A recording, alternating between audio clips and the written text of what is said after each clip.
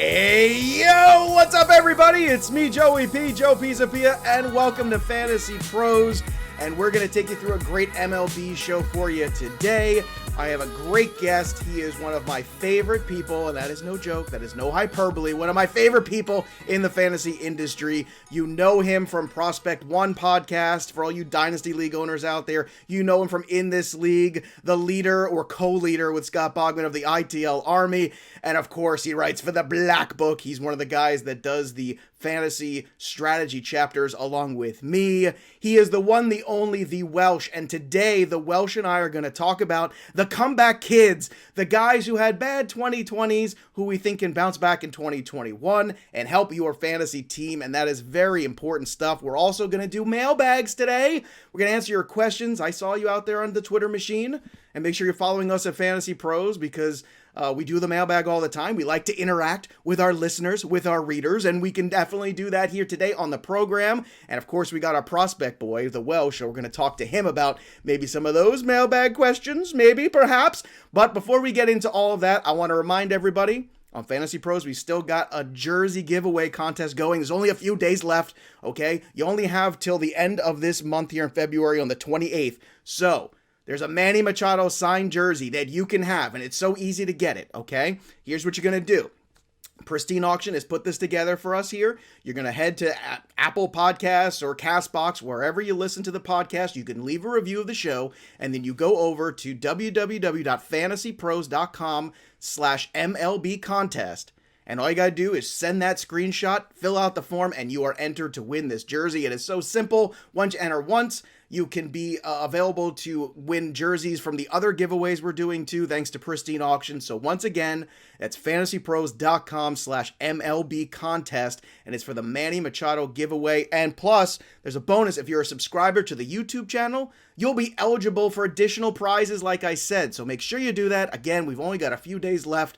You like Manny Machado, you don't like Manny Machado, it's free stuff. Come on, go get it. Thanks to our friends at pristineauction.com. So Welsh, welcome to the program, my friend. Are you ready to talk about the bounce backs for 2021? Joey P. Hey, yo. I like the prospect boy, by the way. I feel like that would be like a super condescending way. That would be like how Blake Snell would refer to me. He'd be like, that's a prospect boy. Like something like that. Totally. I like that. What's up, Worst sidekick ever. What's up, my man? I'm so happy to have you on the show today. Who is more condescending, Blake Snell or Trevor Bauer? Trevor Bauer. I mean, he's the worst. Like, you want to know what's hilarious? Let's not go too far down this road. You know it'll be bad for me. But I do. I'm not a Bauer guy. I'm not a fan, if you will. Mm-hmm. Coming up to like the last week or so, he's this is what he does. He has these peaks and valleys of he's like doing okay things again, and then the Noah Syndergaard stuff where he looks so bad again. He looks so ridiculous, and what a hypocrite, being like, oh, don't say mean things on the internet, and everyone's sharing the pictures of when he was just like, hey, random girl who said one thing to me and he told her she should quit life. Bauer is the worst. Now, maybe to your question though, is he the most I don't know. Is he like? I mean, condescending. Yeah, condescending. Well, condescending was the specific word I used because he still those guys are both out there. So he still is. Like Snell had just a moment. Like he's like, yo, gotta get that money. Like he's like a different dude. But Bauer is condescending and all the other expletives that you would want to use. It's really shocking to find out that Blake Snell's dad was a coach, right? Like, is that really? He doesn't. Yeah, I mean, he doesn't come off as the coach's son at all. No, he kind of does. Like, no, he kind of does. Like, sarcasm. Well, oh, okay, I was about to say, be like, he kind of, bro. You know what I'm saying? Just because I'm here now does not mean the sarcasm has gone away. Well, I'm just saying he has a little bit of that fight against. He's doing everything opposite of what his coach. But there's a lot of actually, especially minor leaguers I've talked with, where their dads are in some capacity, in some type of coaching or whatnot. Alec Thomas is someone I just interviewed with Arizona Diamondbacks. His dad is a strength and conditioning coach with the White Sox. Alex Kirilloff, people are going to see with the Twins this year. Another guy I interviewed, right. His dad is a hitting coach, a magnificent hitting coach. So it can go both ways. But Blake Snell's got to get that money, Joe. Yeah, well, I mean, come on, baby. You got to get that money. All right, so we're going to help you get that money today here on Fantasy Pros and the MLB show. And what we're going to do is we're going to do a little countdown. So Welsh has a list of 10. I have a list of 10. And ironically, we did not compare lists ahead of time. No. Welsh and I like to do our homework and then bring it into school. And we only have one guy that's an overlap, Love which is it. great. So basically, you're getting 19 names here out of us. So I wanted to start here with the one overlap, just so we could get it out of the way. And it's a pitcher. It's a pitcher for the Washington Nationals. And his name is Patrick Corbin, not Steven Strasburg, just putting that out there. So Corbin heading into last year is one of my favorite buys, Welsh, because he had such a good track record building up. The strikeout rate was good. He didn't have the pressure of carrying the rotation as the anchor. And I don't know if it was just the stop and start. I've read some things where Corbin said, really kind of screwed with him and whatnot. But, velocity wasn't where it should have been last year. Obviously, the stats weren't either. So you tell me first why you think Corbin is a bounce back candidate for 2021. Yeah, I think there's going to be one little cheat I'm going to have across all of this. Is I think a majority of these, there has to be an addition to 2020 being part of the problem. I think every single one of the players that now I'm not saying it's the entirety. There are a couple guys that I think we could literally just be like, hey, it's 2020, and we just like wash our hands and move on. But 2020 in the shortened season pushed so many things, didn't allow for time for improvement over the stretch of a season. It's an encapsulated 1/3 of the year. It's a snapshot. How many times have we seen players that have struggled? Corbin's interesting because there are some like tangible negatives, specifically the overall like dip in velocity. He's primarily a 2-pitch pitcher, fastball, slider. Both of those dipped. Fastball went to right around like 90.5, and his slider went from 81 down to 79. That doesn't have to be the worst thing in the world, but both of those would be a relative concern. But this is like a dramatic year-over-year in change. This past year, his slider wasn't spinning as much as it was in the past, and he went to it even more. It was kind of like his backdrop because he was also getting less whiffs and a little less spin on the fastball. And I just don't think he had enough time to get going, especially for a 2-pitch pitcher. If you have a rough stretch, it can be a rough stretch. And I think that makes him a little invaluable across the board just because he primarily is that. He does have a couple other pitches he throws like, single percentile amounts. Yeah, but not enough, though, to make a difference. I agree with what you're saying. But you take a 2020 season that has no time to adjust. You take a pitcher who there was a dramatic decrease in K per everything across the board in his numbers. And you look at his value on FantasyPros, he's like 123 right now in your guys' consensus ranks. Post 100, I think that's a buyback option. I think the Nationals are stacked. I think he has been a really solid pitcher for year in, year out. So to take 2020 and just be like, I'm completely done with him, no, I'm not going to do that. I do have some concerns, but it's built into his value. And he'll be a primary target for me this year. Yeah, I don't have too much to add there, except I'm glad you brought up there were some tangible negatives, which is funny because despite the tangible negatives, you and I both had him on the list. Yeah. And I think part of it is, number one, where starting pitching is as a whole, because I think when you're looking at the starting pitching cliff, as I'm calling it this year, it is very steep. It is more dangerous than a water slide at Action Park in the 80s. It is a bad scene. Is he part of, though, I'm curious, is he like in the start of the descent of the cliff, or is he still at the top for you? I think he's like that thing where in the movie, like there's a dramatic moment where you hang on to the cliff with one hand before like Sylvester Stallone like pulls you up. Yeah, they'll pull you up into the thing. Like in Cliffhanger. Yeah, why is this so? Why am I up in the mountains fighting all these bad guys? By the way, my Stallone sounded like Winnie the Pooh, who had like a really big problem. Hey, I didn't want to bring it up, but it did sound a little Winnie the Pooh, which is fair. Yeah. but it's true. It feels like he is there. He's like hanging on the cliff. But because of the track record, because of the shortened season and the stop and start, I'm willing to give him the benefit of the doubt before some other guys. And I think part of that is also built in the ADP that you brought up. And that, to me, is that dividing line where, yeah, he is like right on that cliff, but I'm going to take a risk on somebody here. I'd rather take a risk on Corbin than some other guys that don't have anywhere near the peak that Corbin has shown you. And if it's wrong, it's wrong. Well, he'll die on that hill and we'll fall off the cliff together and that'll be fine. But, this was a guy you could draft as a 1A going into last year, and now he's like a 3 or 4. Yeah, he was a really established pitcher. Yeah. That like the number when you get into the 90s on your fastball, I think everybody starts to worry a little bit, especially when you do a couple things. It's fine spin on the fastball, how deceptive can he truly be with it? But when you're only a 2-pitch pitcher and then you start to lose your fastball, people worry. So you could look and be like, okay, guys, he threw that slider a little bit more last year with a decrease in the fastball. Is it going away? Because this is starting at a time and an age and that velocity marker around 90, which all could be concerning. But like you were saying with the, there's a cliff. I think there's more valleys with pitching. So I think it's like your tier is up here and then it drops, and then your SP tier and then it drops, and there's just these valleys that you're dealing with. And I think Corbin, what's awesome about Corbin is he lies somewhere between SP3 and 4. And to me, he is an incredible SP3 because he's got SP1 side from previous draft record. And that's how many guys can you draft there that have that potential? RPV value. It's all everything that you write about. It's about not just the guy's overall value, but the value to what spot he can sit in. And I would imagine, I haven't seen it, people can get it on Amazon or iTunes, but in the Fantasy Black Book, if you were to slot Patrick Corbin in as like a SP3 or 4, I bet you would see some decent returns as far as RPV. And potential for advantage, which is what you're trying to do, especially in points leagues. Let's get to your number 9 here. It's a guy in Milwaukee who I know everybody, again, hot prospect a couple years ago, had incredible numbers there. So what are your thoughts this year on Keston Hiura bouncing back? Keston Hiura, absolutely. I do want to point out, I think we have one more crossover, when we originally talked, unless our list Oh, no, we do have two. I'm sorry, everyone. We do. I noticed it now. So, you know what? Let's do Hiura because we started that, and then we'll do our other crossover guy. I'd be okay saving this guy because I was so excited. That's what I thought when you first said. I thought you were going to go to him, and I was like, we're going to get that out of the way first, but let's go to Keston Hiura for a second. Now, let's take a break. Let's take a break from agreeing. Okay, that's a good point. That doesn't make for good. Oh, that doesn't make me feel good. Now, you just set me up bad here. I just realized what you're about to do here. Well, okay. No, I don't. No, I'm not setting you up. I don't disagree with you. I just like when everybody's like, yeah, I love this guy. I love this guy. It's boring. Let's talk about different people. Now, go ahead, let's talk about Hiura. I personally like Keston Hiura, and I've liked him for a long time. This is one of those, like tropey things that I do where it's like, I've watched him since he was drafted, and I've seen him in Arizona Fall League where he won the MVP, and last year was really bad for him. Again, it's snapshot though.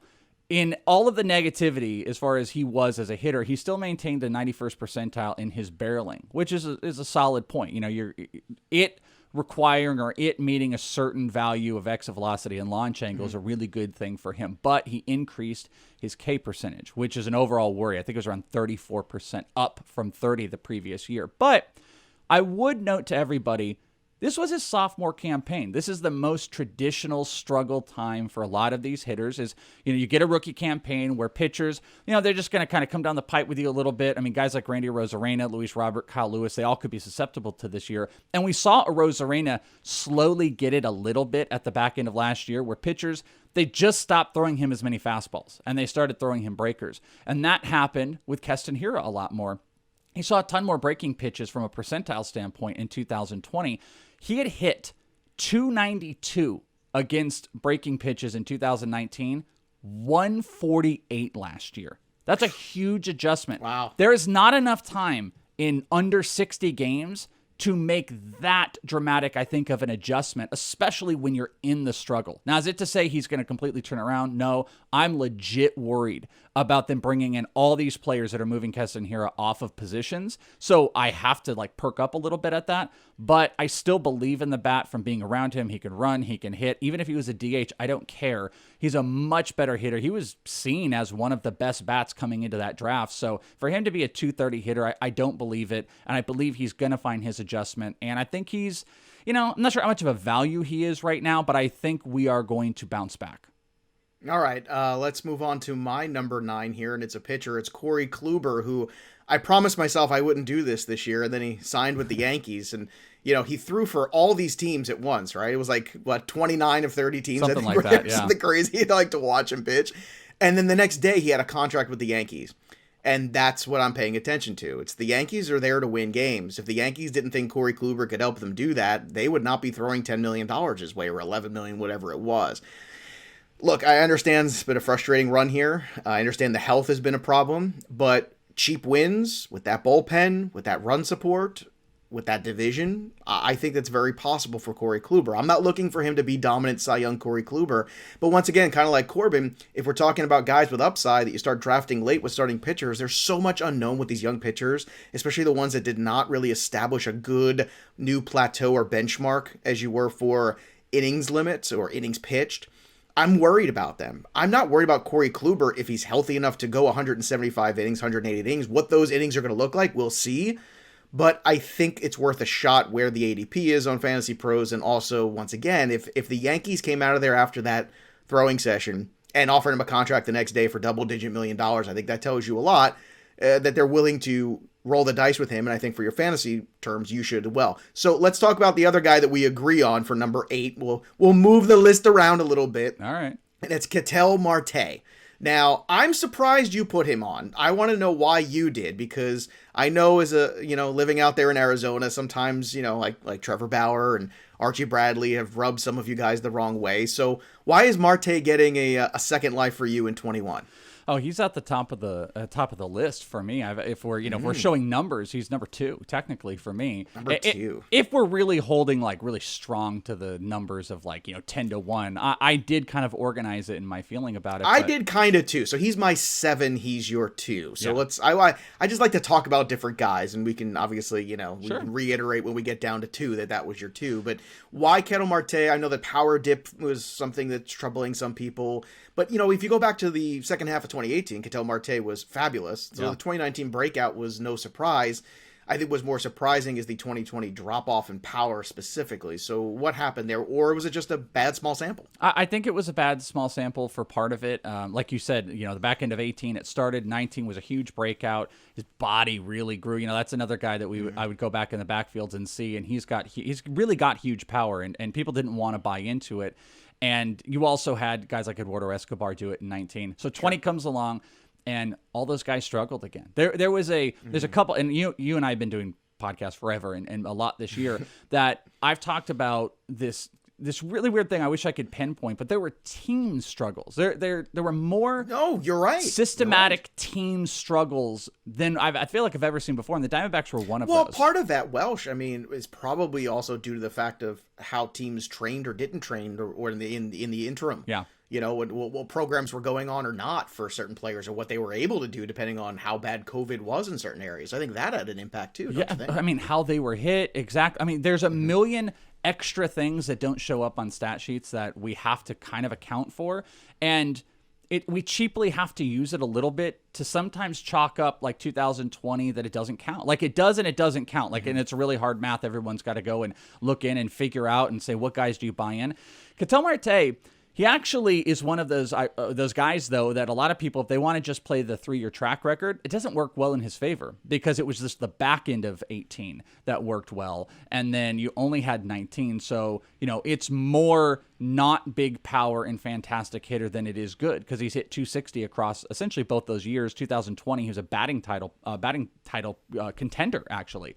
But when you look at Ketel from last year, kind of similar to Keston here, could not hit breaking pitches. He went from 280 down to 208, but he walked less, he struck out less, and I don't think there was rhythm at all going on with Arizona the entire time. One of the more positive signs, when you start to look at let's say max exit velocity or average exit velocity, most people are going to say max exit velocity is a better marker for true power because, the average exit velocity is accounting for a lot of intangibles of not well hit balls. Ketel Marte had the 5th best max exit velocity in 2020 at 115.9, which was actually tied with Teoscar Hernandez. But he was above Luis Robert, who all you consider when you think about Robert is hard hit. Sure. He was a batting title contender. He can steal some. He can hit. You give me a great contact hitter with power. It just didn't work last year. It wasn't there for the majority of the Diamondbacks. And the position, and too. the second base position. That's my big thing is the second base eligibility, Welsh. I want, second base is also not great. No. You could really struggle there. And I know we had Steve Gardner on the program a couple weeks ago when we got into discussion about the value of LeMahieu because of second base overall. But to me, there's not too much to add. I think we're both saying the same thing when it comes to Marte. Yeah. But it's kind of impacted by the depth of the position, too. And in fantasy, I'm willing to take that risk with Marte bouncing back and saying, well, it was a decent stretch. It just wasn't as prolific as he had been. But I'm not going to get scared off because if he had a month where he hit 8 home runs, imagine what imagine what his value would be going into this year, right? If he had that month, but he didn't. Yeah, no, and 76 on Fantasy Pros is his ADP, or where he's kind of going for the consensus rankers, and I think it's a great deal. I mean, you're talking about a potential batting title player who also very favorable. You know, I've talked about this recently, given some pub to the Bat X, who was the most accurate projection system in 2020 by a decently fair margin, even over our boy Ariel Cohen's ATC, which is an aggregate. It was very good, and Ketel Marte pops on so many projection systems this year because this is a quality hitter who still has some of the underlining things. Just had a bad run last year. Bad stretch in Arizona, as many other Diamondbacks players did. All right, I'm going to throw out my number 8, and then we're going to do your 8 and 7 together here because they're two pitchers and they're perfect. And I'm going to be quick on this one because my 8 is Kirby Yates, and it's because right now where he's being taken is right in that middle tier, but this is a guy with upper tier peripherals. And that's it. It's as simple as that. Like, let's not overthink so much. Is there the potential with really good whip, ERA, strikeout numbers from Yates? Absolutely. Does he have the job? Absolutely. Is he going in the tier where it's closer to the guys that might lose their job? Absolutely. That's it. That's all you need to know. So in terms of bounce back, it's about health. And as long as everything looks good in spring training for him, I don't see why Kirby Yates isn't a bounce back guy. I've been drafting him a lot because he keeps falling because people are a little concerned with the injury, and that's understandable. I mean, it's, coming out, but let's not forget how dominant he could be, and let's not forget that he is a reliever, not a starting pitcher.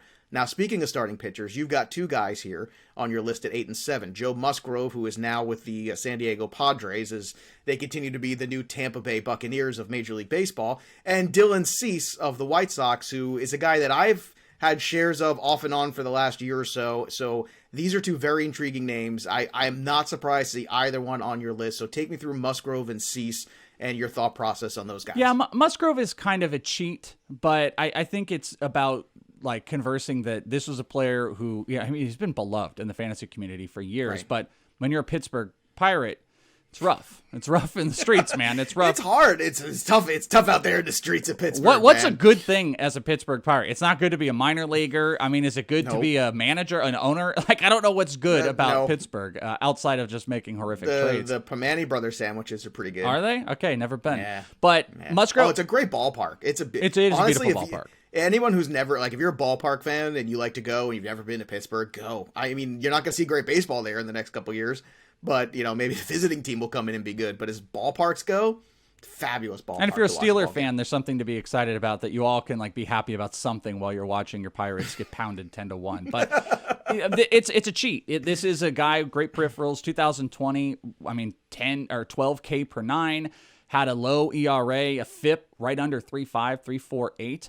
And he doesn't give a bunch of hard contact. And then you're going to go put him in San Diego. They do great things with their pitchers. There's another guy I have on this list in San Diego that has been using a lot of analytics that they're going to use with him. There's offensive support. The guy that doesn't give up hard contact, and that in NL West can be a lot more rough, but he doesn't give up a lot of hard contact, has got the run support. This is a no-brainer. So the bounce back is that he's just not with Pittsburgh, and he's way more valuable than his name gives. Fair enough. And Dylan Cease, so take me through your thoughts on him, because once again, he's almost like the forgotten man now. Lance Lynn's there, they added Hendricks, Giolito's the star, Keuchel's the veteran, and Cease kind of just floats around. So do you think that there's more here we haven't seen? Because I remember, was it the end of 2019, he had a pretty darn good finish in September, if memory serves. Yeah. And that was kind of what I was buying in on 2020, and then 2020 was just such a crapshoot. You really couldn't, gauge too much off of anything. So why is C still in there? Is it just the lineup support that he's going to get there and the bullpen support now that Hendricks is there? Just like a good investment late? I think it's definitely that. He's like free at this point. Right. This has been a dominant two-pitch pitcher. Like, he's had 2+ pitches through his entire development coming up, but he's got more than that. And it wasn't working. It actually kind of reminds me similar of like what Casey Mize has dealt with. Last year, he had a decrease in his curve, which didn't help. His changeup, he saw his swings, but it didn't help just because of his pitch mix. And one of the biggest problems he had was he was leaving that changeup in the zone way too much. Ground ball rate, trash. And this is a little bit cheat as well, but when you get Yasmani Grandal out there pinpointing, saying, hey, who's looked good? And he says Dylan Cease looks like a Cy Young candidate. You have to listen to that. And if you take the pedigree of how great and dominant he was in the minors, at least with those 2 high-end pitches. You see him working through his freshman and sophomore years, and you also give opportunity because Kopech and Garrett Crochet's in the bullpen for this year. Kopech is going to move around. Maybe it gives a little bit less of a leash, possibly, with Dylan Cease, which could be the problem, but I think free. Kopech is a better chance he's going to be in the bullpen, at least this year, because I think that's like the secret weapon. You can add Kopech to a bullpen there second half of the year at some point. My goodness, because you're gonna have to worry about his innings, so that's the best way to do it. Well, I think he's a stretch pitcher, like you're saying. He can spot start. He can go 3 or 4 innings. He can go 1 inning. It's like, do you remember back in the day, David Price's rookie season with the Rays, where he came in and he was just like this incredible, like, oh my God, just like use David Price out there on any given night in the bullpen, and they went on that playoff run. I feel like it's gonna be that kind of electricity. I totally agree with you on that, but I mean, it's a little bit cheat in that because Cease is getting pubs, and especially because like. The Grandal comment has got people going up, but like he's got the peripherals. This was a highly, highly touted pitch. Someone was telling me, man, who was it? It was, I don't remember who it was, but it was a prospect person. They were telling me this story about how I want to say it was Vladimir Guerrero, but it was Vladimir Guerrero was asked in the minor leagues, just forgive me if it's not him, but it's of that pedigree. And they asked, who's the toughest pitcher you've dealt with? And I think this is actually true. And he had said, this is like down in like the mid-A's, and he had said Dylan Cease. And then this person asked Dylan Cease, now I remember. It is like, asked Dylan Cease, who's the most difficult hitter you faced in your entire minor league career? And he said Vladimir Guerrero Jr. And they were both complimenting each other of just how dominant they were. Cease is a post-hype sleeper now. Everybody's over him. He's not a prospect anymore. Didn't pop in his first run like some of these other pitchers do. Everybody's forgotten about him. You got love internally. You got the catch. I mean, is there anybody you need to love a pitcher more than the catcher on the team? I think it's free and it's cheap and it's good. But those are the things, Welsh, that come out in spring training. Everyone like gets hung up on stupid things, but it's the little details like that little nugget that I think really makes a difference when the catcher comes out. And look, sure, he could be building the confidence up of the guy. That's part of it, too, of like saying things in the media, making him feel good. Don't dismiss the psychology of all that and how important that is. But I think you make a great point. That's something to pay attention to in the fantasy market, especially for a pitcher who's free. All right, I'm going to go here back-to-back with number 6 and number 5 because they both play for the same team. And that's the Oakland A's, who, once again, continue to fly under the radar. I saw the BP projection. They have them third as like an 80-win team or something. I'm just like, really? I mean, how many years do the A's have to do this to everybody before we catch on? It's hysterical. But for me, it's Frankie Montas and it's Ramon Laureano. And I know Laureano was disappointing last year. But once again, this was a player, if you kind of turn back the clock to this time last year, everybody loved him. Oh my goodness, the power has developed. He's got some speed. He's such a wonderful defender. He never comes out of the lineup. All these things. Okay, it was a bad run last year. So let's not lose our minds. Let's hope that the offseason that's normal gets these guys back on track. Monitor him in spring training. But outfield also not that great. So if you're going to take a shot on a guy, and I was somebody who was not buying at the price of Laureano last year, because I thought it was a little too high off of the one good season, personally, especially in roto leagues where everybody wants to overvalue a guy. If he steals 15 bags, everybody will, freaks out about themselves. They cover themselves in honey and just go, and they just rub themselves all over the place. And like, take on the bees because I'm so excited. I can take on anything. That's what they do. The honey and the whole thing, and they rub it all. They get so excited. It's crazy. But here's the thing. Now it's cheap. Now you can go find out. Now it's okay to buy in because, hey, even if he's just mediocre, that's okay. He can still be a contributor on your fantasy team. And Montas, look, I'm one of the people who got burned last year, so I'm going to try to learn to love again. It's kind of like Kluber, but this is even times 100 because I was a Montas guy, right? Despite all the PD thing, despite all that stuff. Last year, the back really bothered him. He came in healthy in that last start and looked great. I've confirmed this with Paul Sporer, too, because when Paul and I did the labor draft together, we had big conversations about Montas. He ended up on our roster in labor. So, once again, I'm putting my money where my mouth is with these guys. But Montas, for me, is another guy that I'm willing to buy back in for the upside. Oakland's a good pitcher ballpark. Oakland is a good baseball team. They always will find a way to be competitive. And once again, I just think that at the price, it makes sense to throw the dart. Now, not worried about COVID? No more than I am about Bieber or anybody else right now that tests positive until something comes up like Eduardo Rodriguez had happened last year. That's why, obviously, when you hear the guys are really struggling with it, putting him behind for a week or two, at this point, there's lots of guys that are behind a week or two. Okay. So that's that. It's a fair question. It's a fair question, but I think right now that's my temperature on it. No pun intended. as we check my temperature on the on Frankie Montas. Now you've got 2 Cubs on your next list here at 6 and 5. So take me through your Cubs guys and why you're buying back into them this year in 21. Yeah, I mean, I don't need to go too crazy into this because this is about that systematic team struggle, and the Cubs were the epitome of that. Kris Bryant and Javier Baez inverse that. I've got Baez at 6, Bryant at 5. Both players I think I've always been a little bit stanny for, that I'm always pushing for them. But the struggles were, I mean, insane to another level. It was like the Ketel Marte stuff. It's just, this wasn't the level of this player. They did both share something, Bryant and Baez, as far as their categories go outside of underperforming, is they both had under 265 BABIPs. Now, these are players that sit well over 300, and that's a good marker for just, if you want to call it luck and where the ball was going their way. Short sample size. Nothing crazy as far as K percentage goes up for Bryant a little bit, but still, it doesn't tell the story of who either one of these players are, who are massive home run options, runs, and RBIs. The Cubs struggled as a team.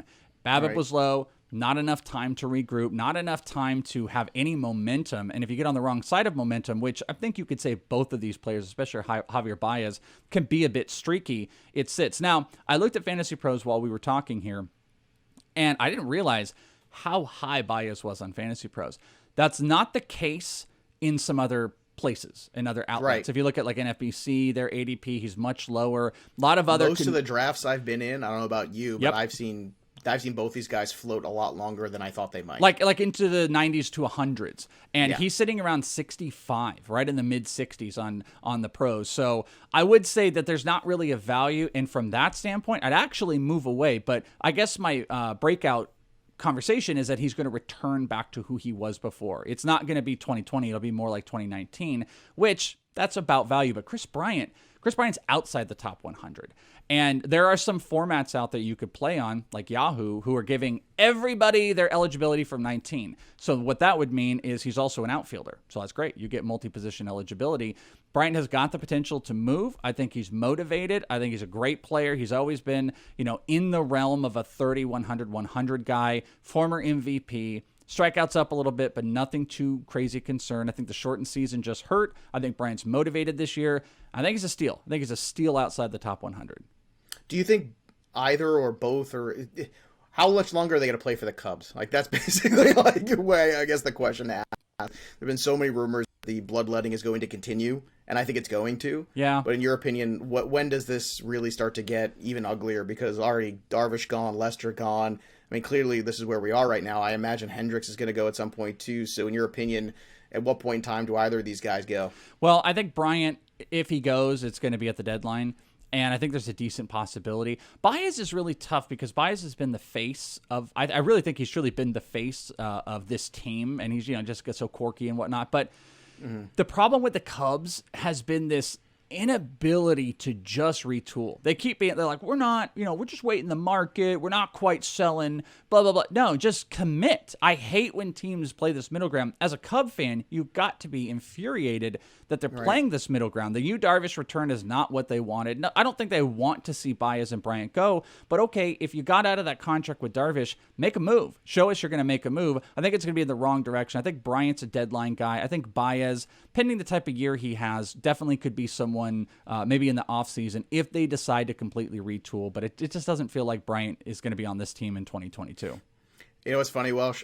On Sunday on the TV, we were talking about the Cubs rotation. I said, well, this is what happens when, and I'm not saying it's wrong for what they did, but they've consistently built their organization in terms of prospects off position players and then acquired pitching, right? They acquired free agent pitching in the market. They acquired it via trade, whether it be which, by the way, Lester, fantastic way to do it. That was that's been the Mets way. Too. Yeah, the Mets way has been that. Which like that. Well, let's not talk about my youth. We're getting there of the Bill Pulsifers and then Jason Isringhausens and the Paul Wilsons of the world. But here's the thing: it's funny because now you look at it, and now as the position players start to age out or get more expensive, and you're in that rebuild, you look into the system. And the pitching is tough. I mean, it's really difficult right now. That's actually part of why I think the Cubs are in this weird period. First off, I mean, The Cubs are not a team that can really afford for a long rebuild. You can't with that city. You can't with that team. They're in Chicago. But of course not. They have not developed a system that has a bunch of major league ready players. So I think that's actually what's holding them back. Like, could they get a couple guys in trades? Sure, they could. But you got players that are a decent ways away. I mean, Brennan Davis is I think is their top prospect. He's not ready. He's probably 2 years away. And then even in that Darvish trade, it was just all a bunch of lottery tickets for the future. They're not built to compete in the next 2 years from the minor league. So that's probably why they waffle. The minute they sell off is most likely when they've got enough players that they can put right back up into the system. So it's not this like really intense sell off where Cubs fans are, pitchforks and fire and that. Side note, I love waffles. Just want to point that out there. Are you a waffle guy, Welsh? I think I'm a pancake guy over waffles. You're a pancake. I'm a pancake guy over waffles, but I like the versatility of the waffle. Like, you can have a waffle at any time. You have a waffle at breakfast. You can have chicken and waffles. Okay. You have waffle at 2:00 in the morning. But you know what? After you've been out hanging out at the bar and stuff. Oh, let's go out. No, the diner's open. Oh, I gotta get a waffle. Of course you can. Here's what I'll say though: waffles can go wrong though. Pancakes, you can't go wrong. You're not gonna mess up. You can go wrong with the pancake. I don't know. Sometimes people try to do too much to the pancake. No. Keep the pancake. Simple things. Yes, you could do some things. I make a very good pumpkin chocolate chip pancake in the fall time. You're arguing that it can be too sweet. I'm saying the physical waffle can get screwed up where it can be too hard and crispy. Yes, and you're the just integrity of the waffle is a very delicate thing. Much like the integrity of the pancake of a fantasy analyst is perfect. That's what I said. This is true. Well, but the integrity of the pancake can be ruined by the syrup. You let the syrup sit too long, or you don't have a good strategy for the syrup with the pancake and the butter and the whole thing. Vote now on Fantasy Pros. Pancakes or waffles. Yeah, exactly. That's it. And then French toast wants to get involved here, which I also like. But that's another one. French toast is a different tier. Right. It's a different tier. It's a different tier. Yeah. we should. Can we get a ranking on Fantasy Pros of breakfast foods? Let's do that. Yeah, why not? All right, let's move on to my number 4 here, and it's a pitcher in 2019 threw 200 innings, struck out 200 guys, had an ERA of 3.8, and the year before that, in 2018, he had an ERA of 3.8. And the FIP both years was actually right around the ERA, slightly less in 2018, right on the money on 2019. Unfortunately, he had COVID, and unfortunately, he had some really bad repercussions from it. And it's Eduardo Rodriguez. And I don't know if there's a player that the Red Sox need besides JD Martinez to really get right is Eduardo Rodriguez. Maybe even more so, because there's some other hitters there.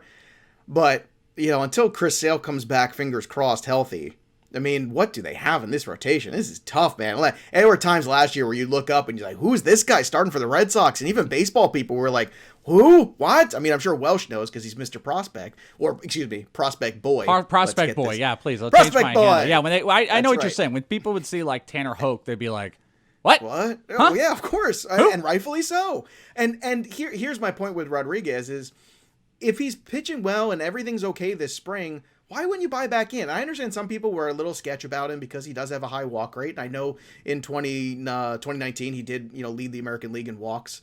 But at the same time, he's striking out 200-something guys. You can walk 75 guys. I will deal with that because I want me some strikeouts in the 5x5. I like him in any of the points leagues as well. So Erod is on my radar big time this year. And once again, he's like a free pitcher. And there's not a lot of free pitchers out there with 200K upside. I agree with you. I just wanted to throw in, I think there's a perception with him. Our buddies at Pitcher List just did the PitchCon. And I took part in a really cool event they did. It was a blind draft where it was a bunch of us there was a listener of theirs drafting part of it, and then they didn't know who the industry person was drafting the other part of the draft, and we didn't know. And we couldn't talk or anything like that. Beside the point, later in that draft, I took Eduardo Rodriguez. And there wasn't like a resounding love, and I believe it was Nick and I talking about it on their broadcast where Nick was like, is he even going to pitch early on in this year? So there's a perception issue of his health. And they literally just came out like 2 days ago and said that Eduardo is good for spring. So that's a fantastic sign for him to start the season. But I think the entire offseason and why he's so valued as well is people have no idea where the health is at. And that's why you're getting him for free. And so if you're drafting early, these are the shots I'm taking. And some of the guys you're going to see on the rest of my list here are those guys. People are unsure, so I'm taking shots early before, once you see it, everybody feels better, and then the ADP rises. Let's get to your number 4, because your number 4 is a guy that we talked at length about when we just did the ITL mock, and it's Chris Paddack of the Padres. So you got 2 Padres in this top 10 here for you in terms of bounce back. So Paddack, we talked about, and I asked you point blank. I said, look, I've got Paddack in a keeper league. What should I do here in this situation? What's your thoughts? Because I know you're that guy.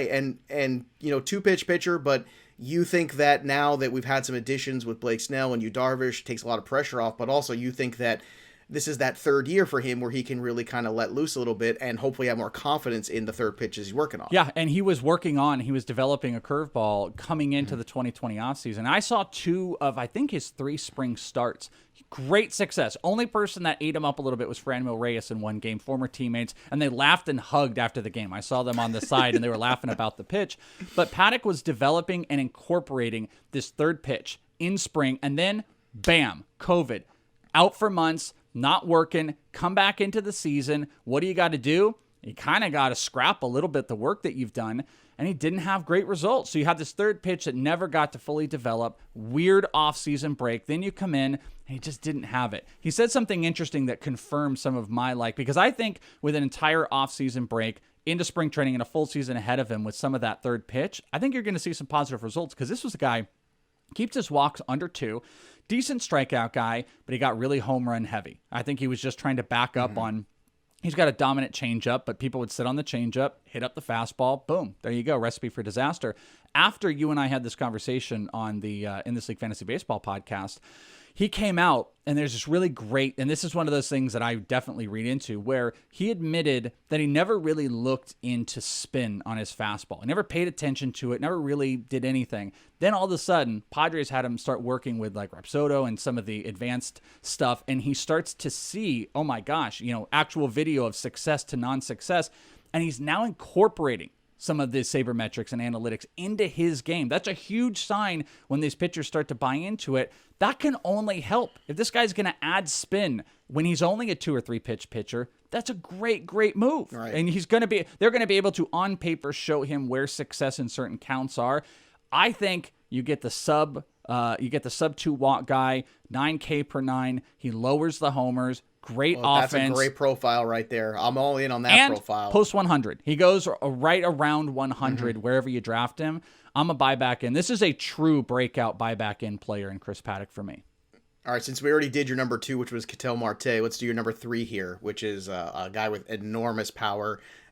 Utility only in most leagues, but take me through your thoughts on Yordan Alvarez. Yeah, this is just a cheat. This is another one of those cheats as you go through here. Well, it's fair. I mean, it was not a season for him. Well, but that's the point. That's the right. point right there is there was no season. So this isn't like, all right, let me tell you about how he struggled over here. Let me tell you about this shortened season that affected this. No, he wasn't there. So what's your big argument on him? It's going to be injury. Okay, so injury, of course. You want him to be healthy. He's coming back healthier. Second is literally position availability of DH. It does kind of suck. That's not great because there are guys, if you're a believer in Stanton, he's going past like 120. He's util only. Nelson Cruz, fantastic util only. But Yordan Alvarez is cut like 100% off of his costs. He was going in like the 30, 40s in 2020. Sure. He's now going in the 70s or 80s. In Yahoo, he does qualify at outfield. But I think get him back in that Astros offense. I believe in him as a hitter. There's big power, and he's not like the old traditional hitter. Like this is a advanced hitter who's going to keep his batting average up. And any bounce back from guys like Correa and Bregman are going to be a positive for him. This is simply just acknowledging what a deal he is. And I think when it's all said and done, he's putting up top 40 returns, and he's costing you around 80. And there's no other tangible stuff outside of the dumb injury, and he can just DH. So give me Yordan Alvarez this year. All right, I'm going to do my 3 and my 2. One's an old guy and a young guy, okay? Okay. And it's Charlie Morton, number 3. Look, I understand you look back and Charlie Morton wasn't great in the regular season, but a lot of people who play fantasy baseball kind of check out, and some don't really care about the postseason. Postseason, Charlie Morton was Charlie Morton again. And Charlie Morton decided he's going to go pick up his ball and go to Atlanta, and I think that's a great spot for him. Once again, BP has them as an 82-win team, which I literally laughed out loud when I saw that projection. I'm like, what, are you crazy? Like 82 wins for the Braves? Like, I understand the East is competitive, but let's not go crazy here. I think Charlie Morton's going to be huge for them. This is the veteran presence that I kept saying even last year. I remember I was having this conversation. I said, they need an older, established veteran starter here, and Cole Hamels is not the guy. and he wasn't the guy. And Charlie Morton is a perfect guy for this. And I understand he's 110 years old. I don't care. He looked dominant in the World Series, and I'm willing to bet with Atlanta he's got a good opportunity to be a very good pitcher at a very reduced cost. And another player, I'm not worried about the innings when it comes down to it. Yes, there's age. I understand that. But there's also track record. Charlie Morton being really good for the last few years. I'm willing to roll the dice. And I'm going to roll the dice on this next guy I thought was going to be on your list for sure, which is Victor Robles. I thought about it. Really, really you're hard. Mr. Yeah. Robles, and I don't know if you just got burned too much last year on him, but here's the real quick summation. Too much upside, power, speed, really cheap in redraft, cheap right now in Dynasty, you could pick him up. I really like Victor Robles. Again, in 5x5 especially, when I'm looking late in outfield, and certain guys are off the board. Let's not forget that he is still just 24 years old, 25 years old. He's still so young. There's still upside there, and I'm not ready to quit him. So those are my 3 and 2, which brings us to your number 1. Who is the big bounce back for the Welsh in 2021? I mean, I hate, actually, now that I'm thinking about this, I just hate that I put him at number 1 because it's just setting myself up. But I am we're going to go big, baby. Go big. I'm still a believer in Vladimir Guerrero Jr. And so is Dylan Cease, I hear. Yeah, they're best friends because they're so difficult against each other. I didn't even realize I put both of those guys on here. I have been a defender of Vladimir Guerrero, especially in the Dynasty format. A lot of people in Dynasty are just off the train on Vlad. Everybody's jumping off the train because it's big max exit velocity stuff, but the launch angle just hasn't been there. It's actually similar stuff that prospect people are putting on Wander Franco. But Guerrero's weight loss, I think, can't be discounted. And I am the biggest make fun of best shape of our life person on the planet. Bogman and I, in this league, we have been making fun of the best shape of our life for years and years and years. But it's something that definitely holds true with him. There's an obvious thing that can be said here, and the team mentioned it. He lost like 20-plus pounds, I think, in the 30s, and that as someone who's also lost a decent amount of weight recently, my arms, I can easily move my arms around a little bit more when I had all that weight in front. And the idea that they've got is he's going to be able to get the bat in the plane quicker. He's going to be able to get, and he's already big bat speed, huge contact. But if he gets it by a millisecond quicker, you might get a better launch angle if you can get that bat in there. So the idea that weight loss is going to even simply tap that one thing, that's the one thing I believe is just holding him back. Position eligibility. Some formats like Yahoo are going to have him at third base. He'll be first base. He's going to hit in the middle of an order that added. Remember, Marcus Semien, George Springer, both those guys might hit closer and higher in the lineup to get to the big boppers. So Springer has been one of the more predominant leadoff hitters in baseball over the last couple of years. You get him in, you got Bo Bichette hitting in front of him. The RBI opportunities might be there more than ever for Vladimir Guerrero Jr. He's not cheap, so that's what makes this kind of a tough breakout conversation. Cheaper by his threshold from the years past. Yeah, and the position though I think is deep. So that's why this one is a little bit wonky in that he's not super cost efficient, so the breakout makes a ton of sense, but I think he's going to break back out. And when he comes off this season, 30 plus homers, 100 and hitting close to 300, those are guys that get taken in the second round. So I think there is a high probability we see a big bounce back for a player that has been written off by people, and the guy can't even rent a car at Meineke or where do you rent a car? I don't know. Meineke. Wherever you rent a car, he can't do it. Yeah. He can't. Where do you rent a car, Joe? Avis? Hertz, I guess. That's a better one. Hertz. Is that the better one? Sponsored by Hertz. All right, there you go. Well, Enterprise has, according to Step Brothers, has a really good, training program where you could be your own boss. I remember specifically from the movie Step Brothers. Did we just become best friends? Yep. All right, let's end with mine here. My number 1 is Trey Mancini. How you doing, my people? Now look, Trey Mancini had the worst set of circumstances last year. Trey Mancini right now is healthy. Trey Mancini right now is at camp. This was a guy that 2 years ago put up a 30-plus home run season, scored 90 runs, drove in 90 runs, plays in a good ballpark, hit for a good average. And I understand everybody has every reason to be skeptical and concerned about how much he can contribute here. Dealing with cancer is certainly not easy, and cancer during COVID, I can't even imagine. But Trey Mancini is a young guy with a lot of talent, and I'm not ready to just write him off. Qualifies at outfield, will play some first base this year, probably get that eligibility back again sooner than later. So for me, free square in early drafts. I'm telling you, if this guy has a good spring, Next thing you know, he's going to jump and jump and jump and jump. So early value, bounce back candidate. Trey Mancini's my guy. I really like that. Now, before we get to, well, you like the Mancini, huh? I like it. Just, I mean, you nailed it. Like you can't Mancini. Well, Jesus, Joe. I'm sorry. I picked a couple guys that aren't really cost efficient, but I just wanted to prove the point that I believe there's a bounce back. You picked some really good value ones in there, like the little Charlie Morton and Trey Mancini. Those are both really good value plays. Mancini especially. It's a good number one. Better than mine. Now before we get to the mailbag questions, and I'm going to try to lightning round these with you, Welsh. So I want quick answers so we can get to as many because you're very popular and everybody wanted to ask you questions, and hopefully we'll have Welsh back too, because again, if you're a prospect person, you play in dynasty leagues, Welsh's Prospect One podcast is spectacular. He gets to interview so many people because he's out there in Arizona for AFL every year, and he gets to see a lot of guys in spring training. So just phenomenal stuff. And again, join that ITL army when you get a chance over on Patreon, because him and Bodman are hilarious. They cover 3 sports.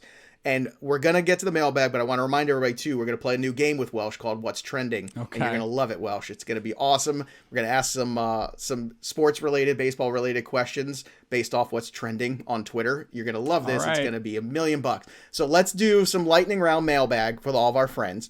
Okay, let's start here with Donovan Miller, who wants to know, how long will the Rangers wait to call up Josh Young, and how stash-worthy is he? Oh, you nailed the name too. Good on you.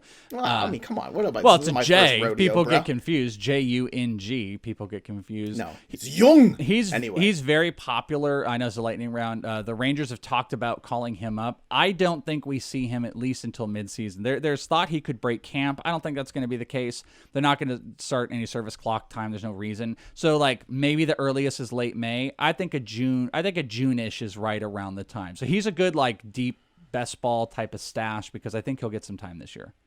All right, David Scott wants to know, do you think the Mariners prospects are called up sooner now?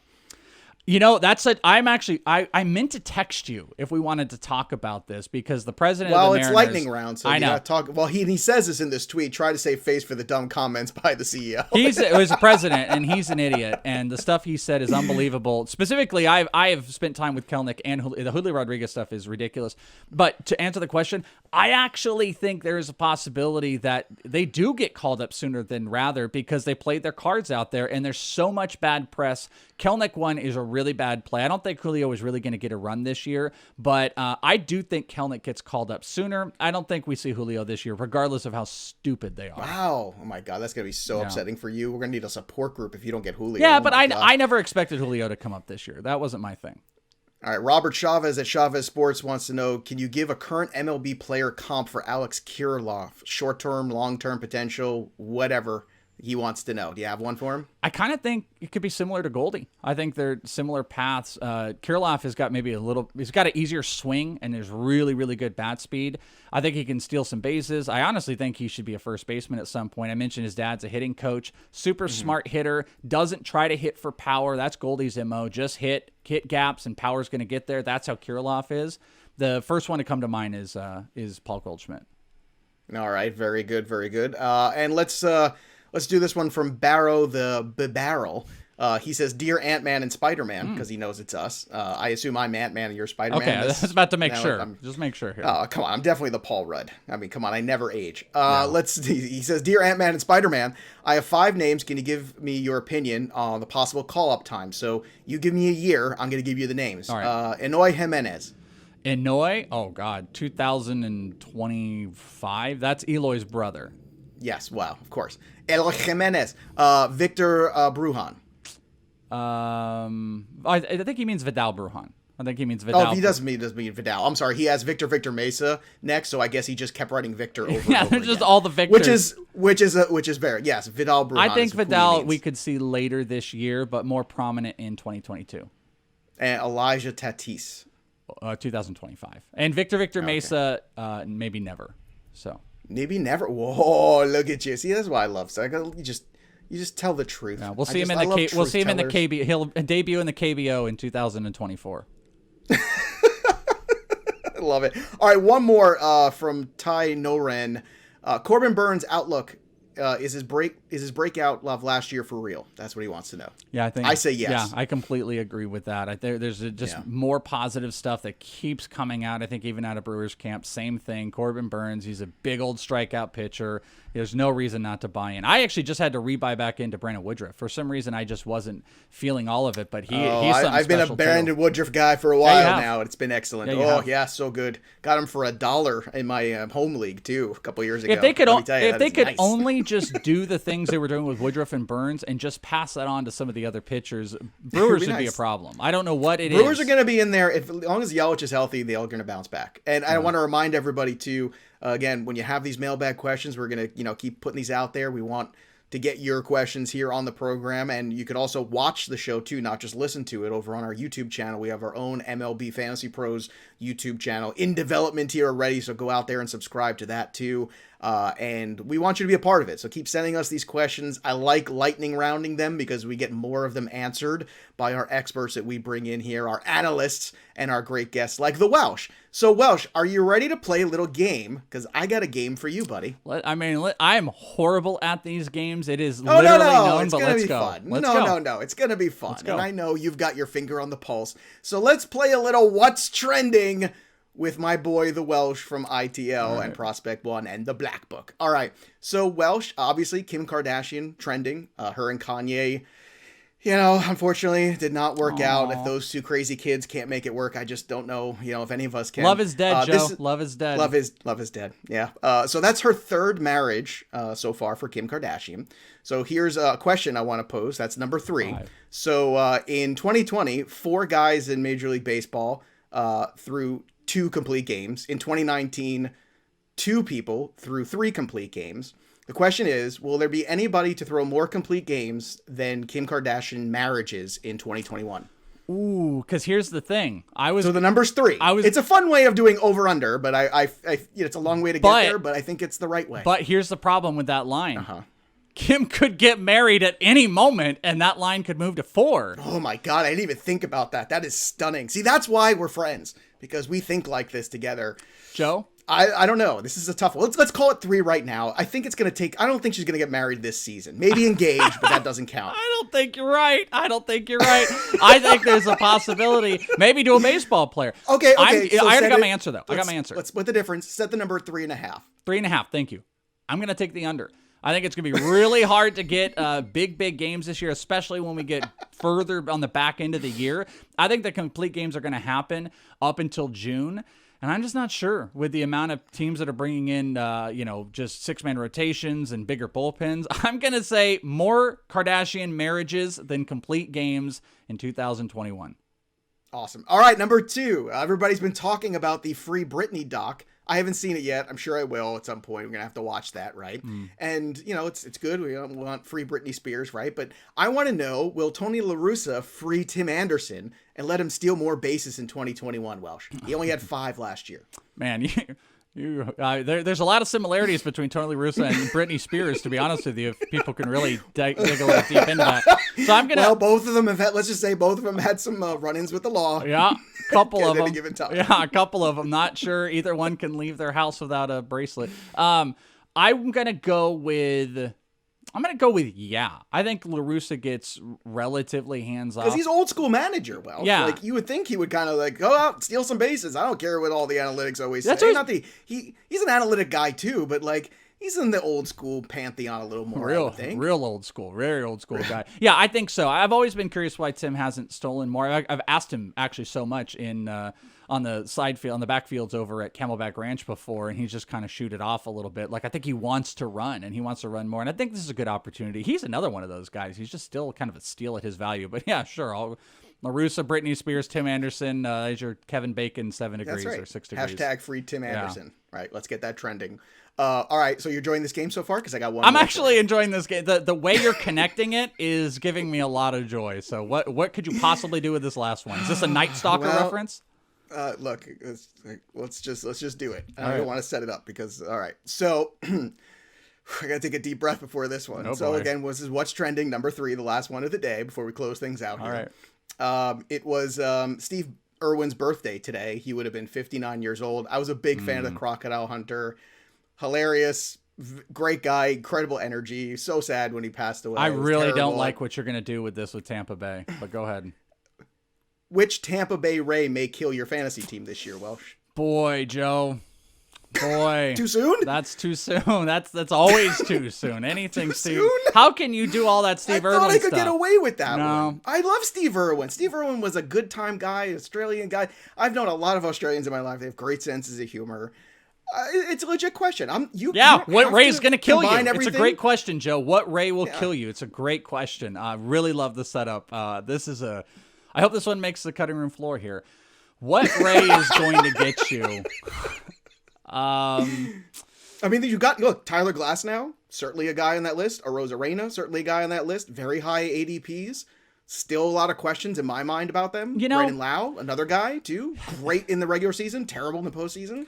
There's a lot of guys out there. No, there definitely are some, and it's funny because I'm kind of believers in Glasnow and Arozarena. Arozarena, I think, has the biggest chance because of the cost people are paying for him. I think there's some other guys like look how cheap Meadows is. Meadows is so exponentially cheaper than Arozarena right now and could easily outperform him. That's one of those big buys. I think there's some lower rays, or really maybe I could chalk it up as every pitcher that's not Tyler Glasnow that people like to fall into. People are buying on any of them. They might only go 3. So the Rays rotation or the Rays pitching staff actually might be the thing that kills you, Joe. But I think Arozarena has one of the biggest opportunities because that dude's sometimes going inside a top 50. And, look at some of the sophomore slumps like I have signified here. Tons. I think you have to be worried. They're littered with them. Yeah. All right. So look, once again, you can go follow Welsh on the Twitter machine at @IsItTheWelsh. You can check out his great work in the Black Book on Amazon. Check out the ITL Army in this league. I'm telling you, great guys. They are amazing content, secret shows, 3 sports,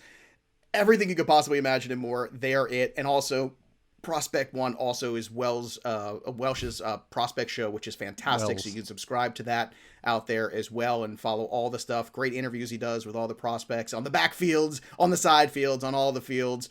Welsh, I always love hanging out with you. Thank you so much. And I want to remind everybody too, that contest is ending soon, just in a few days, for that Manny Machado jersey, thanks to Pristine Auction. So go once again to fantasypros.com/MLB contest. Get involved. Leave a great review of the podcast. Drop that screenshot, fill out the form, and you are entered to win some Manny Machado swag.